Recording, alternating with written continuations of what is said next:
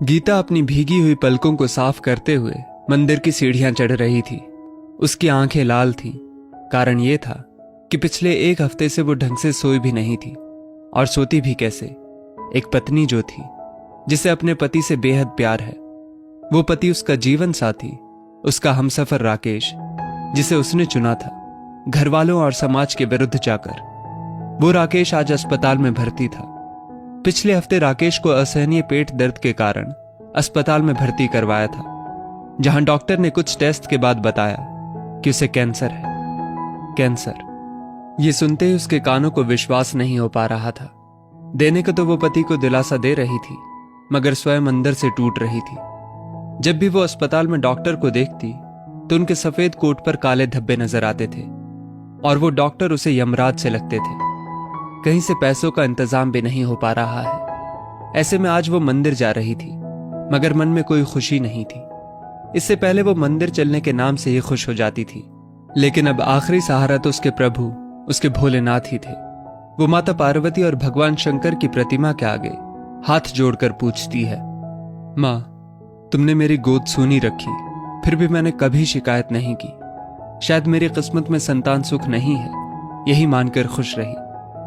फिर भोले शंकर के आगे मुख करके पूछने लगी, हे महादेव, मुझे गरीब बनाया, कोई गम नहीं, अपनी गुजर बसर लायक कमाकर खुश थी, पर मेरा जीवन साथी छीनोगे, ये उम्मीद नहीं थी।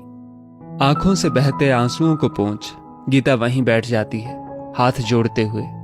हे महादेव, हे माँ गौरी, चारों ओर अंधेरा ही अंधेरा है, मुझे रोशनी दिखाओ माँ। गीता एकदम हताश मंदिर से बाहर निकलने के पहले नंदी बैल की मूर्ति के पास रुकती है।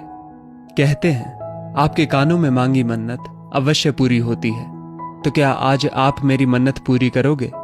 आज मुझे फिर से मेरे जीवन साथी के साथ जीने का मौका दोगे?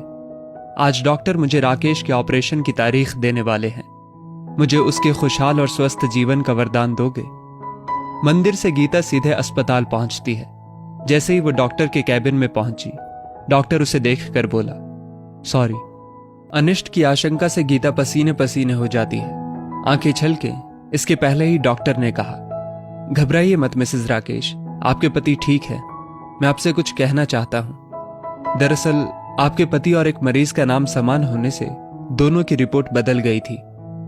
जी, तो इन्हें क्या हुआ है?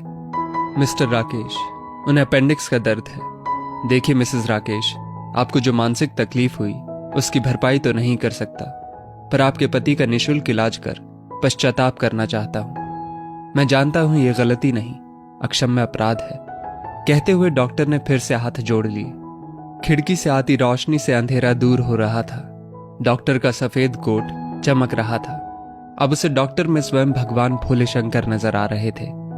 दोस्तों, इस स्टोरी को लेकर आपकी क्या राय है, नीचे कमेंट करके जरूर बताइएगा, और ऐसी ही और भी बेहतरीन वीडियोस के लिए हमारा पेज जरूर फॉलो करें। धन्यवाद।